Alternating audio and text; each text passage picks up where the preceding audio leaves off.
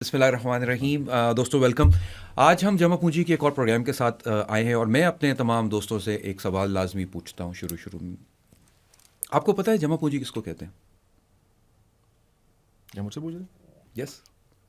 नहीं, मुझे नहीं पता। जमा पूंजी आपकी वेबसाइट है? हाँ, CCP जमा पूंजी का मतलब क्या होता है? आपकी टोटल कमाई। आपकी टोटल ज़िंदगी भर की कमाई को जमा पूंजी कहते हैं। सो दोस्तों, आज हमारे प्रोग्राम में हम इसी ज़िंदगी भर की जमा पूंजी को बचाने के और उसको बेहतर बनाने के तरीके लेकर आए हैं। महंगाई का दौर है। हमारे यहाँ बहुत सा तबका जो है वो नौकरी पेशा है। महदूद आमदनी है, महंगाई बढ़ रही है, लोग टैक्स का भी शोर मचाते हैं, दीगर मामलात भी काबू में नहीं हैं। और ऐसे वक्त में अगर इंसान की ज़िंदगी के अंदर पेंशन का बोझ बढ़ जाए, यानी कि उसके आने वाली ज़िंदगी में जब वो रिटायरमेंट के करीब होगा या रिटायर हो रहा होगा, तो उस वक्त उसके पास अगर उसके माली मामलात काबू में नहीं हैं तो ये बहुत परेशान कौन हो सकता है। इस मौजू पे बात करने के लिए आज हमने अपने स्टूडियो में दावत दी है। हमारे बहुत अच्छे दोस्त हैं Arsalan Zafar. Arsalan, welcome to our show. Arsalan का मैं ब्रीफ तारुफ कराता हूँ, फिर अरसलान खुद बताएंगे वो क्या करते हैं। Arsalan is a chartered accountant from England and Wales और he has got more than a decades experience. तकरीबन 10 साल से ज़्यादा का तजुर्बा है इनका फाइनेंशियल मार्केट्स का। बहुत अच्छी कमांड है रूल्स रेगुलेशंस के ऊपर, प्रोडक्ट पे बहुत अच्छी बात करते हैं। इसीलिए आज हमने सोचा कि अरसलान को दावत देते हैं। Arsalan, welcome to our show. बहुत शुक्रिया मुर्तज़ा भाई। अरसलान यार, कहते हैं कि बचपन खेल कूद में गुजर जाता है और फिर जवानी आती है, इंसान जोश जज्बे में गुजार देता है। लेकिन कहते हैं कि बुढ़ापा एक ऐसी चीज़ है जो आता है तो फिर आता ही चला जाता है। ऐसे ही ऐसा ही है ना।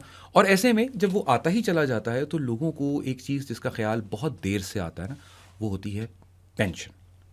ज़रा इस पे मेरे दोस्त कुछ बताइए कि ये जो रिटायरमेंट प्लानिंग है ये क्यों ज़रूरी होती है और ये होती क्या है, इसका कॉन्सेप्ट क्या है? देखिए जी, आखिरत की प्लानिंग भी बड़ी ज़रूरी होती है। इसी तरह रिटायरमेंट की प्लानिंग भी बहुत ज़रूरी होती है। आप अपनी ज़िंदगी में तनख्वाह कमाते रहते हैं, कुछ ना कुछ रोज़ी रोटी का सिलसिला चलाए रखते हैं, तो आपकी ज़िंदगी गुजरती रहती है। लेकिन फिर एक टाइम आता है कि जब आप रिटायर हो जाते हैं। सही। जब आप फर्दर कमाई नहीं कर सकते, आप मजदूरी नहीं कर सकते, आप जॉब पे नहीं जा सकते, या जॉब वाले ख़ुद कहते हैं कि अब आप बूढ़े हो गए, अब हमें आपकी ज़रूरत नहीं है। उस टाइम पे फिर आपको एक चीज़ की ज़रूरत होती है, वो होती है पेंशन। पेंशन आपकी पोस्ट रिटायरमेंट इनकम होती है। सो पोस्ट रिटायरमेंट इनकम, यानी कि जब मेरी वर्किंग लाइफ क्लोज हो जाती है उसके बाद जो आमदनी का जरिया होगा उसको आप पेंशन कहते हैं। बिल्कुल। अच्छा, ये बात बिल्कुल ठीक है। अमूमन हमारे यहाँ लोग इस चीज़ को सोचते नहीं हैं। लोग कहते हैं यार अल्लाह करेगा मेरा पुत्र ही ठीक निकल आएगा। बस वो भी एक उनकी पेंशन प्लानिंग उन्होंने की होती है। हाँ हाँ और लेकिन मेरा ख्याल है कि वो दुआओं पे ज़्यादा है, अमली तौर पे हाँ, काम है। एग्जैक्टली। तो ये जो पेंशन का जो निज़ाम है, पेंशन का जो सिस्टम है पाकिस्तान में, इसके ऊपर कुछ रोशनी डालें कि ये क्या चीज़ है जिसको हम वीपीएस के नाम से सुनते हैं, वॉलंटरी पेंशन सिस्टम। ये क्या चीज़ होती है और ये कैसे काम करता है? मुर्तज़ा भाई, कन्वेंशनली पाकिस्तान में जो एक माइंड सेट है या एक मिसकंसेप्शन है कि पेंशन का अरेंजमेंट सिर्फ सरकारी नौकरी में होता है। अगर आप सरकारी नौकरी में हैं तो आपकी पेंशन लग जाएगी, अगर आप सरकारी नौकरी में नहीं हैं तो आपकी पेंशन का कोई बंदोबस्त नहीं है।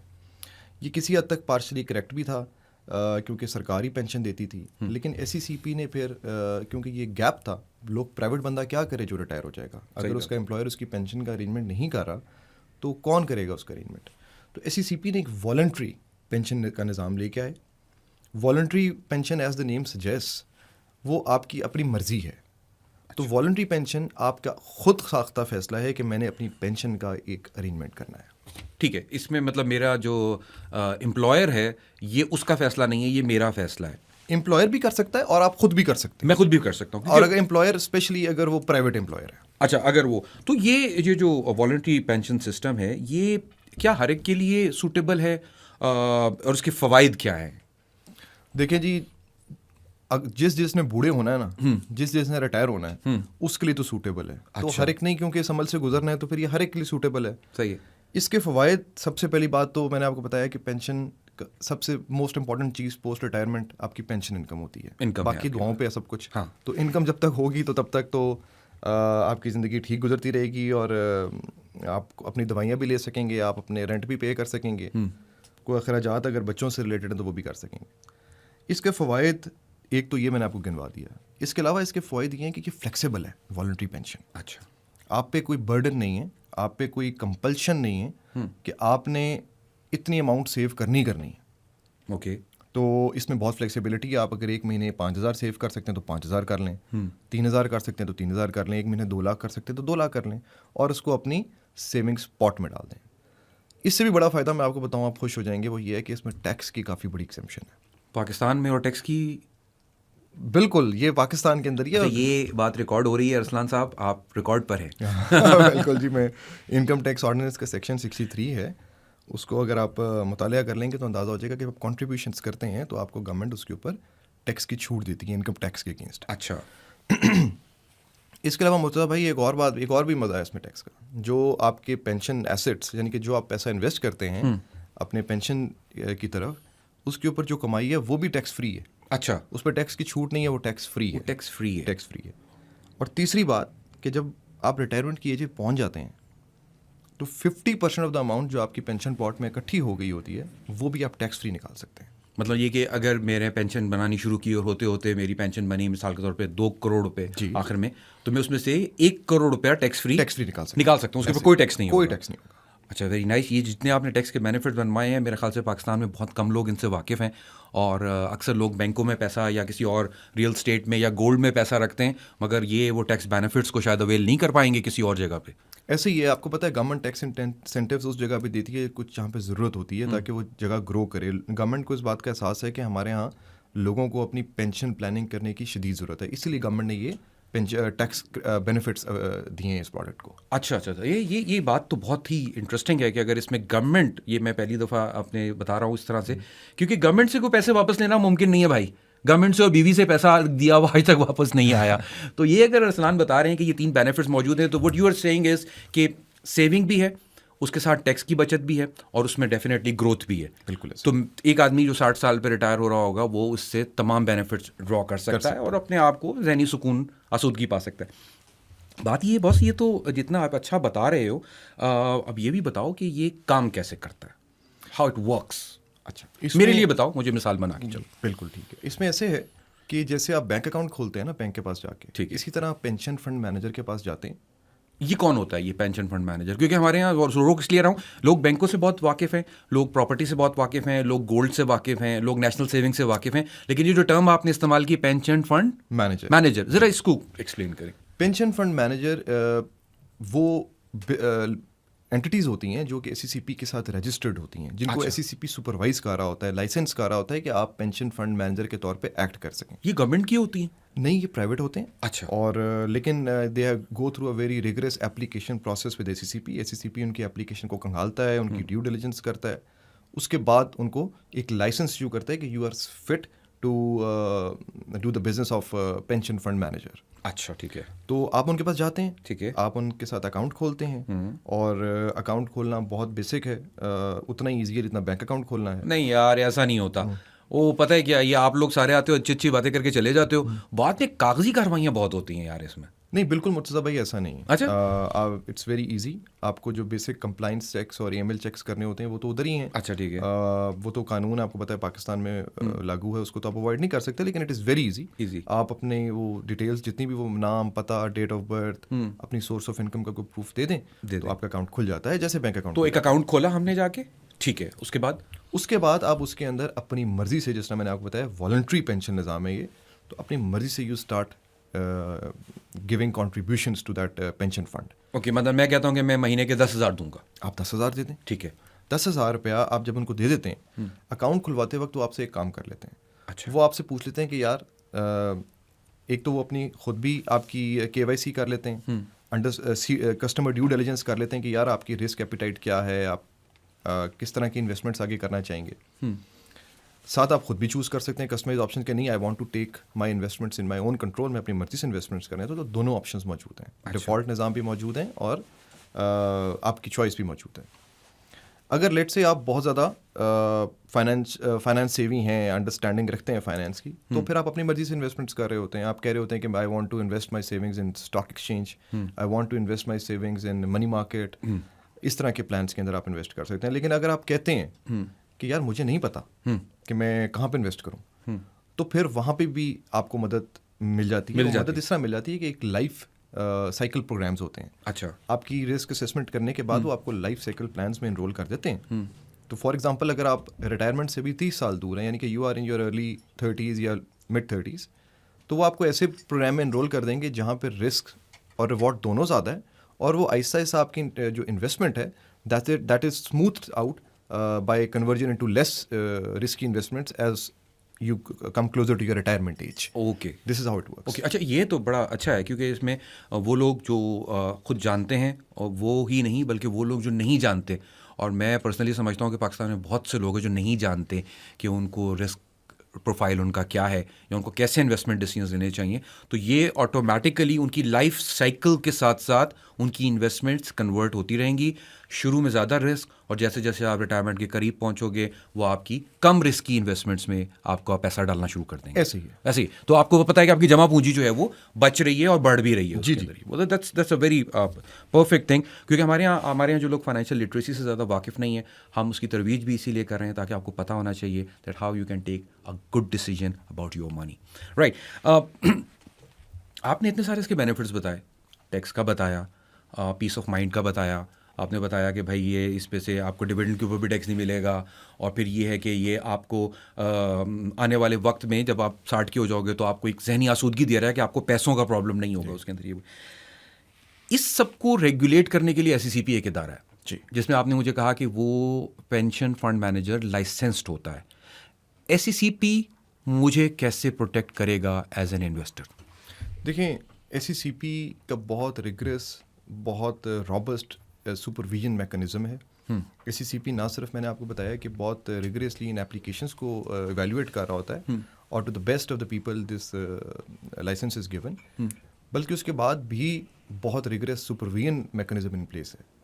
पीरियोडिक इनकी रिपोर्ट्स रिव्यू होती हैं, इनके ऊपर रिक्वायरमेंट्स SECP की बहुत डिटेल्ड लागू हैं कि they have to issue reports, अपनी net asset value they have to disclose on everyday basis.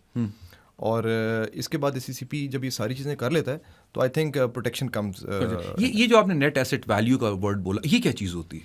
देखिए net asset value as the name suggest is, अगर हम उर्दू में कहें कि आपकी नेट जो आपके एसेट की आज वैल्यू है वो क्या है, और ये everyday these pension fund managers are required to disclose, और ये मुफाब की वेबसाइट पे भी डिस्क्लोज हो जाती है। सही। अपनी मैं सिर्फ ये तस्वुर समझना चाह रहा हूँ कि हमारे जो सुनने वाले हैं बहुत से लोग शायद इन टेक्निकल टर्म से वाकिफ ना हो कि भाई मेरी नेट एसेट वैल्यू क्या है, तो ये कि क्या है एक एज एन इन्वेस्टर की हैसियत से मेरे लिए उसके क्या मानी है? एज एन इन्वेस्टर आपके लिए उसके लिए मानिए कि ये वो एक बेंचमार्क है जिसके अगेंस्ट आपने अपनी इन्वेस्टमेंट्स को जिसे कहते हैं मेजर करना है। अच्छा, तो बेसिक सी बात याद रख लें कि जिस दिन आप इन्वेस्ट करते हैं उस दिन की नेट एसेट वैल्यू आपके सामने आ जाएगी, और कभी भी अपनी performance of the pension fund manager देखने के लिए उस दिन की नेट एसेट वैल्यू के साथ डिफरेंस निकाल लें तो that is the amount you earn.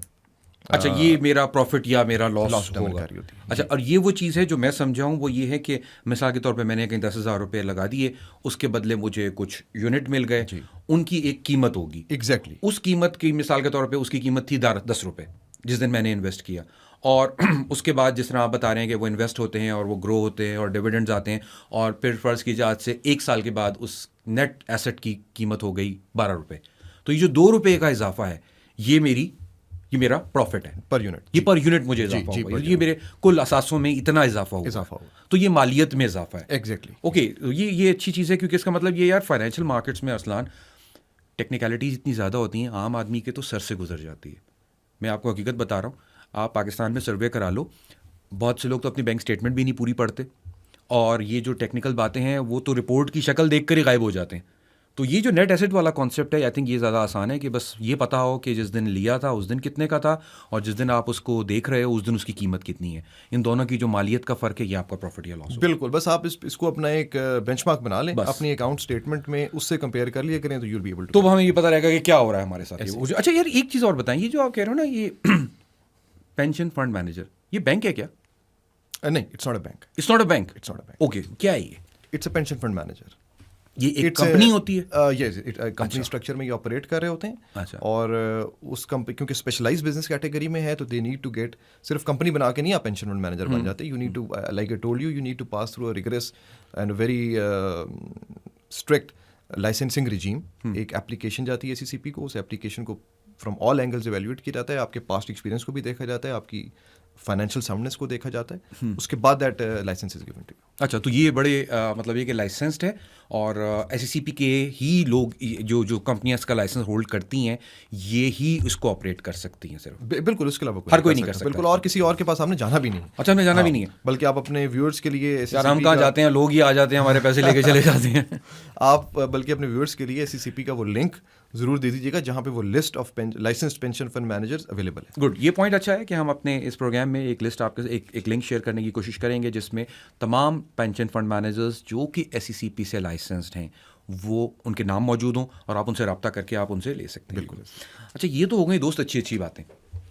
अभी सच्ची सच्ची बताना, कोई ना कोई रिस्क तो होता है। ऐसा तो नहीं हो सकता कि आप सरमायाकारी करें और उसमें कोई रिस्क ही ना हो। देखिए, मैंने आपको बताया मुर्तज़ा भाई कि इसमें इन्वेस्टमेंट का रिस्क, क्योंकि दुनिया में कहीं भी आप इन्वेस्टमेंट करते हैं तो एक चीज़ होती है उसको कहते हैं इन्वेस्टमेंट रिस्क, वो तो हमेशा इट्स देयर। ठीक है।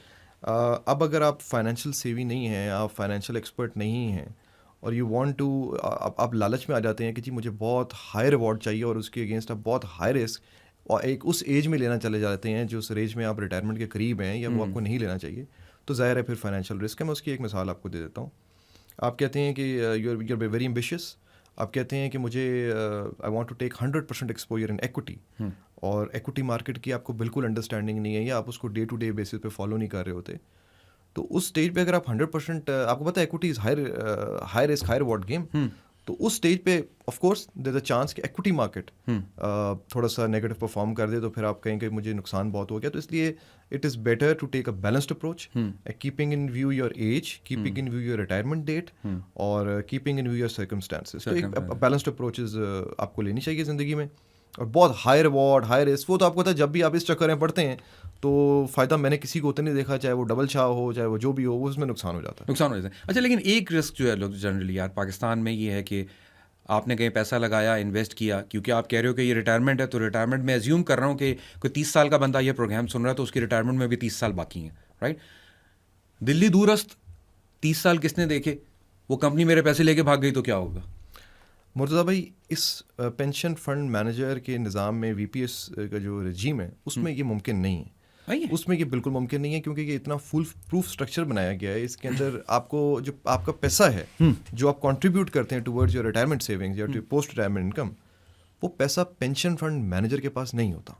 फिर किसके पास है वो पैसा एक थर्ड पार्टी जिसको हम ट्रस्टी कहते हैं और जो कि इटसेल्फ अनदर लाइसेंस्ड बिजनेस है, अच्छा, वो उनके पास होता है जो एक्ट कर रहा होता है on the instructions of pension fund managers. यानी कि इन्वेस्टमेंट्स आज कितनी करनी है, कहाँ करनी है, कितनी रिडेम्पशंस करनी है, सिर्फ उस हद तक वो इंस्ट्रक्शंस दे रहा होता है, लेकिन उस पर अमल CDC करता है, आई मीन ट्रस्टी करता है। ट्रस्टी करता है। अच्छा, अब आपको ये बताना पड़ेगा कि ये ट्रस्टी क्या भला है। ट्रस्टी मैंने आपको जैसे एक्सप्लेन किया कि वो एक ट्रस्टी ऑफ द एसेट्स है। मतलब मेरे पैसे, आप मिसाल के तौर पे फंड मैनेजर हैं, मैं 10,000 रुपये लेके आया, मैंने आपके पास अकाउंट खोला। अभी आप मुझे ये कह रहे हो कि मुर्तज़ा भाई अकाउंट तो मेरे साथ खोला है मगर पैसा किसी तीसरे के पास रखा जाएगा। तीसरे उस रिजीम, जी वो उस रिजीम का पार्ट होता है, जो ऑफरिंग डॉक्यूमेंट होता है, जब हम अप्रूव करते हैं, एक लाइसेंस देते हैं या कोई पेंशन फंड मैनेजर अपना प्रोडक्ट लेके आता है SECP से अप्रूव कराने, तो उसमें वो तमाम तफसीलात होती हैं। अच्छा, और वो उनकी वेबसाइट पे भी डिस्क्लोज होती हैं। तो ट्रस्टी के पास पैसा चला गया जी, और कल को अगर मेरा पेंशन फंड मैनेजर, मिसाल दे रहा हूँ, भाग जाता है या खुद ही डिफॉल्ट हो जाए तो मेरा पैसा महफूज है? बिल्कुल महफूज है, वो ट्रस्टी के पास पड़ा। वो ट्रस्टी के पास पड़ा, तो उसके बाद क्या होगा? मतलब एक पेंशन फंड मैनेजर कोई 2 नंबर निकल आया और वो चला गया तो पैसा ट्रस्टी के पास है, अब क्या होगा मेरे पैसे का? SECP उसका पूरा एक फ्रेमवर्क है, उस केस में क्या होगा, लेकिन आपका पैसा बिल्कुल सेफ रहता है। आप SECP खुद भी है कि वो पैसा किसी और पेंशन फंड मैनेजर के पास रखवा सकता है। अच्छा, कोई और आ जाएगा, रखवा सकता है। SECP खुद देख के जब ऐसी कोई कंडीशन अराइज होती है और मतलब वो एसेट्स भागेंगे नहीं, दे आर एब्सोल्युटली सेफ। भाई 2 बातें जो आपने अब तक की पूरी गुफ्तगू में की हैं, एक टैक्स के मुतालिक और एक ये कि भागेगा नहीं। ये दोनों ही काम ऐसे हैं पाकिस्तान में जो बहुत ज़्यादा नामुमकिन नज़र आते हैं, क्योंकि हुकूमत से टैक्स वापस लेना, आपने कहा कि भाई ऑर्डिनेंस है सेक्शन 63 उसका आपने बताया कि भाई वो खुद कह रहा है कि यहाँ पे पैसा लगाओ तो हुकूमत पाकिस्तान खुद आपको टैक्स में बेनिफिट देगी। और दूसरा ये कि पाकिस्तान में किसी को पैसा दो और वो महफूज रह जाए, ये एक बहुत बड़ा एडवांटेज है। ये जी बिल्कुल ऐसे है, लेकिन उसकी वजह ये भी है कि SECP ने ये फ्रेमवर्क बहुत ज़्यादा सोचने समझने, अपने पाकिस्तान के एक्सपीरियंसेस देखने के बाद डेवलप किया है। तो अल्हम्दुलिल्लाह इट इज़, अभी तक तो इसमें कोई शिकायत नहीं। अच्छा, ये यार ये तो बड़ी इंटरेस्टिंग चीज़ है, और मेरे ख्याल से जो हमारे जो दोस्त पेंशन को देख रहे हैं या फ्यूचर में रिटायरमेंट प्लानिंग करना चाहते हैं, उन्हें इन्हीं दो तहफ़्फ़ुज़ात का ज़्यादा रहता है। और बाकी ग्रोथ का तो आपने बताया कि क्योंकि मार्केट ऊपर नीचे होती रहती है, चीज़ें बदल सकती हैं, लेकिन आप अगर इन्वेस्टमेंट पेंशन में करो तो आपको एक मसला और भी है यहाँ पे। वो मसला ये है अरसलान, मुझे 5-6 साल के बाद पैसे की ज़रूरत पड़ गई, अब मुझे पैसा निकालना है बीच से, क्या मैं निकाल सकता हूँ पैसा? देखिए, मैं तो कहूँगा कि आप पैसा ना निकालें, क्योंकि ये आपकी रिटायरमेंट का पैसा है। हाँ, ये अच्छी बात है। अगर आपने ये सोच लिया है कि मैंने उस पैसे को निकालना है, तो फिर वो मकसद ही फौत हो जाता है। पेंशन कि वाला। पेंशन वाला। हाँ। लेकिन अगर आप कहते हैं कोई ऐसी ज़रूरत आ भी गई है, तो बिल्कुल फ्लेक्सिबल प्रोडक्ट है, आप इस पैसे को बिल्कुल निकाल सकते हैं। ज़ाहिर है उसकी फिर टैक्स इम्प्लीकेशन है, क्योंकि आपने टैक्स की बचत की हुई थी उसके ऊपर, गवर्नमेंट ने आपको इंसेंटिव दिया था अपनी पेंशन, तो फिर आप पे वो टैक्स जो आपने बचाया होता है वो एक सेट फार्मूले के थ्रू, यानी कि लास्ट 3 ईयर्स के एवरेज टैक्स रेट उस पर लग जाता है। लेकिन मैं हैविंग सेड दैट, आपका क्योंकि सवाल का जवाब देना था, मेरा ख्याल है कि पेंशन एक ऐसी चीज़ होती है जो निकालने के लिए नाम ही पेंशन है इसका तो नाम ही पेंशन रखा है। तो ये तीसरा बड़ा इंपॉर्टेंट बात है। आपको पता है हमारे यहाँ क्या होता है? हमारे यहाँ गाड़ी लेने जाता है, वो पहला सवाल क्या देखता है? चॉइस ऑफ गाड़ी कैसी होती है हमारे यहाँ, कितने जल्दी बिक जाएगी, यार बिकेगी कि नहीं बिकेगी। तो यहाँ इन्वेस्टमेंट 30 साल यहाँ भाई किसने देखे, तो वो तो बोलते हैं भाई ये पैसा दे तो रहा हूँ, वापस मिलेगा कि नहीं मिलेगा। तो तीसरी बात, तीनों बातें बड़ी अहम हो गई। एक तो कोई लेके नहीं भाग सकता, चोरी नहीं हो सकता क्योंकि ट्रस्टी बैठा हुआ है, या आप विड्रॉ भी कर सकते हो और टैक्स का बेनिफिट भी ले सकते हो। मेरे ख्याल से ये 3 ऐसे यूनिक फीचर्स हैं जो आपको शायद किसी एक प्रोडक्ट में कम ही मिलेंगे। जी बिल्कुल ऐसे ही है, ऐसे ही। अच्छा, ये बात तो ठीक हो गई। अच्छा, एक और भी पॉसिबिलिटी है ना, देखो 30 साल की नौकरी है, 25 साल की नौकरी है किसी की। आज तो मैं काम कर रहा हूँ भाई XYZ कंपनी के साथ, कल मैं कहता हूँ नहीं, मैंने तो छोड़ दी है जॉब, मैं तो कहीं और जा रहा हूँ। आप इसको बिल्कुल मूव कर सकते हैं। मूव कर सकते हैं, इसका मेरे एम्प्लॉयर से कोई ताल्लुक नहीं है। कोई ताल्लुक नहीं, ये मेरी अपनी ज़ाती है। अपनी ज़ाती है। मेरी आप एक एम्प्लॉयर पेंशन फंड के नीचे कर रहे हैं ऑपरेट। अच्छा। लेकिन अगर आप उसके नीचे ऑपरेट कर भी रहे हैं, अगर तो आप बिल्कुल वॉलंटरी अपना अकाउंट खोला हुआ है, तो वो तो ज़ाहिर है, वो तो आप उसमें तो एम्प्लॉयर का कोई अमल दखल नहीं है। लेकिन अगर किसी एम्प्लॉयर पेंशन फंड में वो के साथ हैं, किसी एम्प्लॉयर ने आपको ये फैसिलिटी दी हुई है, तो वो जब आप मूव करते हैं तो आप ले जा सकते हो। तो अब ये एक और फ्लेक्सिबिलिटी इसके अंदर ऐड हो गई कि मतलब ये ऐसा कोई पक्का नहीं है कि भाई यहाँ पे थे तो थी, और अगर यहाँ से जाओगे तो नहीं रहेगी। जी जी। तो ये फैसिलिटी भी इसके अंदर अवेलेबल है। ये वो। अच्छा, एक और बात, अब आपको लोग यार ये सारे मसले मुझे बता रहा है, मगर मसले ही हैं। आपको मालूम है 26वीं तरमीम आ चुकी है, और 26वीं तरमीम के तहत हमें इस्लामिक फाइनेंस को इम्प्लीमेंट करना है पाकिस्तान के इकोनॉमिक स्ट्रक्चर और फाइनेंशियल स्ट्रक्चर के अंदर। ये हुए बहुत से दोस्त हमारे चाहेंगे कि यार हम शरिया कंप्लाइंट इन्वेस्टमेंट की तरफ जाएं और हम किसी कन्वेंशनल इंटरेस्ट बेस्ड प्रोडक्ट में इन्वेस्ट ना करें। तो क्या ये सारा जो निज़ाम है, क्या इसमें शरिया कंप्लाइंट फैसिलिटी मौजूद है? जी बिल्कुल मुर्तज़ा भाई, इसमें शरिया इसका भी बंदोबस्त किया गया है, और बहुत सारे, बल्कि आप you will be glad to know कि 65% of the assets they are invested in शरिया कंप्लाइंट पेंशन फंड्स। तो मार्केट में पेंशन फंड्स विच आर शरिया compliant they are available. 65% already? 65%। अच्छा, वो ऑलरेडी अवेलेबल है। तो ये और इनके प्रॉफिट्स भी अच्छे, मतलब शरिया कंप्लाइंट हैं, इस पे आपका फतवा होता है शरिया स्कॉलर का, या SECP को कहता है कि ये शरिया की हैं? जी, हमारा एक शरिया कंप्लाइंस डिपार्टमेंट भी है। इसके अलावा उन्होंने शरिया एडवाइज़र भी उनका होता है, तो ये उस प्रोसेस से गुजरने के बाद दे बिकम शरिया compliant. So I can be sure of कि यार अच्छा मेरे पैसे में कन्वेंशनल फाइनेंस वाला इंटरेस्ट फैक्टर मौजूद नहीं है, और मैं शरिया के असूलों के मुताबिक ही अपनी इन्वेस्टमेंट कर रहा हूँ। बिल्कुल, क्योंकि उसमें वो that goes through the sharia compliance process, तो that answer to question to your answer is yes. Okay, तो ये भी एक पहलू कवर हो गया जो कि हमारे माशरे में बहुत ज़्यादा डिस्कस होता है। अच्छा अरसलान, एक चीज़ यार देखो, पता है कि हमारे यहाँ लोग मुख्तलिफ शोबों से ताल्लुक़ रखते हैं, और कई लोगों का ख्याल ये है कि हो सकता है ये मेरे शोबे पे काबिल अमल ना हो, तो या मेरी उम्र अब ज़्यादा हो गई है, या मैं अभी तो बहुत छोटा हूँ, अभी तो मैं नहीं कर सकता। है ना, हमारे यहाँ हर वो मतलब हमारे जहन में लॉजिक मौजूद है ना करने की। ठीक है, तो इसका क्या मेरी उम्र से या मिनिमम या मैक्सिमम एज से कोई ताल्लुक है, या मेरे किसी ख़ास शोबे से होने या ना होने का कोई ताल्लुक है इस बात का? देखिए, पहले जो एज की आपने बात की, तो मिनिमम एज इज 18। अगर आप 18 साल के हैं तो you can start planning to wait your retirement. Good, listen all the university guys. दूसरी आपने जो बात की ना कि शोबे से, इसका ताल्लुक शोबे से नहीं है। हर शोबे में रिटायरमेंट है, इसका ताल्लुक रिटायरमेंट से है। आप किसी भी शोबे में हैं, आप डॉक्टर हैं, आप नर्स हैं, आप कारपेंटर हैं, आप अकाउंटेंट हैं, आप कोई भी हैं, आपने रिटायर होना है एक दिन, तो इसको शोबे से बिल्कुल लिंक ना करें। इसका ताल्लुक सिर्फ और सिर्फ प्योरली विद द रिटायरमेंट है, और हर शोबे में ही रिटायरमेंट, हर शोबे में तो retirement हर शोबे के लिए ये। अच्छा, ये अच्छा पॉइंट है, क्योंकि रिटायरमेंट के लफ्ज को आप अपनी वर्किंग लाइफ का इख्तिताम समझो, चाहे किसी भी शोबे में हो। ऐसी बात है, बिल्कुल ऐसे ही। राइट। अच्छा असलान, एक बात बताएं, आपने कहा कि रिटायरमेंट को प्लान करना ज़रूरी है। हमारे यहाँ लोग करते हैं, मिसाल के तौर पे लोग कहते हैं यार मेरे पास और भी तो है ना, मैं बैंक में पैसा रख लूँगा, मैं म्यूचुअल फंड में रख लूँगा, यार जेवर गोल्ड हमारे यहाँ बहुत है उसके ऊपर रख लूँगा, या मेरे पास तो प्लॉट्स भी हैं, या मैंने कंपनी की फाइलें लेके रखी हुई है ये वो। तो ये जो मैं बाकी जगह जो इन्वेस्टमेंट कर रहा हूँ वो बैंकों में पैसा रख के, या तो वो तो मैं तब भी सेविंग कर सकता हूँ अपनी।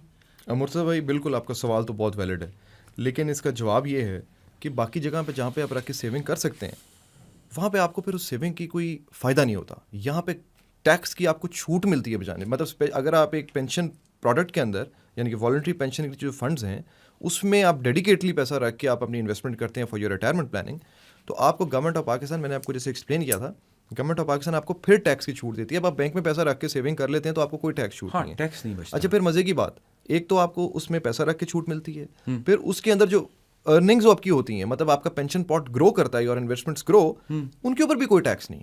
अच्छा, उसकी ग्रोथ पे भी कोई टैक्स नहीं? ग्रोथ पे भी कोई टैक्स नहीं है। वेयर एज आप बाकी किसी इन्वेस्टमेंट प्रोडक्ट से आप कंपेयर करें जिसका आपने नाम लिया, उन तमाम पे ना तो रखने में कोई टैक्स की बचत है और ना उनकी ग्रोथ के ऊपर टैक्स की कोई एग्जम्पशन है। अच्छा, this is how this product is unique. तो ये इसका मतलब ये आप मुझसे कह रहे हैं कि अगर मैं किसी एक जगह पैसा रखता हूँ और दो जगह हैं जो मुझे मिसाल के तौर पे 10-10% ग्रोथ दे रही हैं, तो ये जो प्रोडक्ट है ये 10% जमा इसके ऊपर जो ग्रोथ है उनका टैक्स बेनिफिट भी मुझे देगा। तो मिसाल के तौर पे अगर 3-4% मुझे वो बच जाए तो मुझे यहाँ इन्वेस्ट करने पे 14% मिल रहा होगा मिसाल के तौर पे, और बाकी पे मुझे अमूमी 10% ही मिल रहा होगा। बिल्कुल ऐसे। अच्छा, एक साथ और बात बताएं ना कि ये जो कंपनियां हैं ये फ्री में तो काम करेंगी नहीं, तो ये मुझसे भी तो कुछ चार्ज करेंगी। जी, ये आपसे मैनेजमेंट फ़ी चार्ज करती हैं? वो चार्ज करती हैं आपसे, बिल्कुल, वो डिस्क्लोज होता है उनके ऑफरिंग डॉक्यूमेंट में। वो कितनी होती है? अब डिपेंड करता है हर एक वो, क्योंकि it's your depends on then. अगर बहुत अच्छा परफॉर्म करके दे रहा है तो ज़ाहिर है वो थोड़ी चार्ज कर रहा था, लेकिन there are caps, regulatory caps कि जिससे ज़्यादा फ़ी चार्ज नहीं कर सकते। वो SECP की वेबसाइट पे इट इज़ अवेलेबल, और ऐसा नहीं है कि ये आज़ाद हैं कि जितनी मर्जी कर लें, तो they have to charge you within a certain boundary, within के 4 वॉल्स जो कि रेगुलेटर ने उन पे इम्पोज की हुई है। अच्छा, यानी कि ऐसा नहीं है, कई दफ़ा यार हिडन चार्जेस होते हैं ना कि वो आपने एक प्रोडक्ट लिया, शुरू में बात कुछ और हुई थी और बाद में जब आपको कोई स्टेटमेंट आती है तो पता लगता है अब ये कट गया, अब ये कट गया, अब ये कट गया, अब ये कट गया। तो ऐसा नहीं होता कुछ? अच्छा, ये ऐसा इसलिए भी होने का चांस इसका ना होने के बराबर इसलिए है कि एक तो SECP ने वो तमाम डिटेल जिसको अलाउेबल एक्सपेंसेस कहते हैं टू अ पेंशन फंड, वो डिटेल, वो एक्सपेंसेस की लिस्ट दी होती है इनको। अच्छा, और उसके अलावा ऐसे होता है कि SECP क्योंकि अपनी कॉन्टिन्यूस मॉनिटरिंग कर रहा होता है, तो कोई भी अगर ऐसी कोई चीज़ को कर रहा है तो वो पकड़ी जाती है, छुप नहीं सकती। अच्छा, अगर किसी ने ओवर चार्ज कर दिया? बिल्कुल बिल्कुल। असलन ये कि आपको पता है यार कि पैसे का मामला है, हम लोगों से डील करते हैं, कल को कोई फड्डा हो जाए, कोई कोई कुछ भी मसला हो सकता है उसके अंदर, तो मैं एज एन इन्वेस्टर कहाँ जाऊँगा, किससे बात करूँगा कि मेरे साथ क्या हुआ है? अच्छा, मसला 2 किस्म का हो सकता है। एक तो कोई नियत का मसला हो गया हो, या जेन्युइन को मिस्टेक हो गई हो। तो जेन्युइन मिस्टेक तो of course I think ideally आप पहले उसको रेस करते हैं विद द पर्सन जिससे आपको कंप्लेंट है। मतलब कंपनी के पास जाऊँ? पहले आप पेंशन फंड मैनेजर के साथ रेस कर लें, हो सकता है वो देयर इज अ चांस कि वहाँ पे एड्रेस हो जाए। अगर कोई बदनीति पे कंप्लेंट बात नहीं है, लेकिन अगर लेट से आपकी कंप्लेंट वहाँ सुनवाई नहीं होती तो आप SECP को भी कंप्लेंट कर सकते हैं। अच्छा, इसके अलावा आप ombudsman को भी अपनी कंप्लेंट कर सकते हैं, मुतसिब के पास। जी बिल्कुल, वहाँ जाके आप ये कर सकते हैं। तो और आप लोग पैसे दिलवाते हो वापस? SECP, मैंने आपको बताया कि SECP takes investor complaints very seriously, क्योंकि these are red flags for us. और इसमें ऐसा नहीं है कि हम कंप्लेंट आए और लंबा काम, we have strict standards within the organisation. अगर हम पे कोई कंप्लेंट आ गई है तो it has to be addressed. So ये जो आपने कंप्लेंट मैकेनिज्म बताया ये लोगों के लिए सबसे ज़रूरी है आजकल जानना, क्योंकि आपको मालूम है कि गवर्नेंस की बुनियादों में से एक चीज़ ये है कि कहीं सुनवाई हो सकती है उसके ऊपर। अच्छा, अब क्योंकि टाइम हमारे पास ख़त्म हो रहा है, एक आखिरी बात यार, चलते चलते बातें तो सारी अच्छी हैं और करनी भी चाहिए, फिर भी कुछ दिल नहीं मान रहा। मुर्तज़ा भाई, ये जो सवाल आपने है ना, ये सवाल दिल का नहीं है, ये दिमाग का है। सारे फैसले ज़िंदगी में जो है ना, दिल से नहीं, ज़्यादातर फैसले दिमाग से ही क्या बात कर दी आपने, क्या बात कर दी आपने। ये आपने अच्छी बात की कि ये फैसला दिल का है ही नहीं, दिल का है ही नहीं। अच्छा यार, ये सारे सुनने वालों को मैं ख़ास तौर पे कहूँगा, देखो जब हम फाइनेंशियल मार्केट्स में बैठे हैं और हम पैसे की बात कर रहे हैं ना, सो पैसे का ताल्लुक दिमाग से, उसका ताल्लुक दिल से नहीं है। दिल को खुश ज़रूर कर सकते हो, लेकिन फ़ैसला दिमाग पर ही करना है। और जिस तरीके से आज असलान ने हमें एक्सप्लेन किया वॉलंटरी पेंशन सिस्टम को, मैं आप सबको इनकरेज करूंगा कि आप प्लीज़ इस प्रोडक्ट को देखिए। ये आपके और आपके बच्चों के फ्यूचर के लिए बहुत ज़रूरी है। शरिया कंप्लाइंट है, आपको घबराने की ज़रूरत नहीं है कि ये पैसा जो है गैर शरई तरीके से बनाया जा रहा है। इसके अंदर कोई आपका पैसा लेके भागेगा नहीं, क्योंकि ट्रस्टी मौजूद है। टैक्स के ऊपर असलान ने बहुत अच्छा एक्सप्लेन किया कि ये बहुत सारी चीज़ों से, टैक्स से भी आपको बचाता है। और टैक्स की बचत पाकिस्तान में होना, आप समझो, इज़ अ बिग ब्लेसिंग। बाकी किसी जगह पे आपको इस तरह की टैक्स के बेनिफिट्स आपको नहीं मिलेंगे। फिर असलान ने बताया कि ये रेगुलर है भी है, आप जितने पैसे डाल सकते हो, 5,000, 2,000, 8,000, 10,000, आप रेगुलर करते चले जाओ। और जब आप 60 साल के हो जाओगे तो आपको अपने इस फैसले पे यकीनन बहुत खुशी महसूस होगी। असलान, बहुत बहुत शुक्रिया। हमें पूरा यकीन है कि लोगों ने आज बहुत कुछ नया ज़रूर सीखा होगा, और जो बातें आपने बताई हैं वो बहुत आम फहम थी। मेरी बहुत सारी दुआएं आप लोगों के साथ हैं, अपने सुनने वालों के साथ हैं। Let's make Pakistan a better country by making ourselves financially very strong. Thank you very much.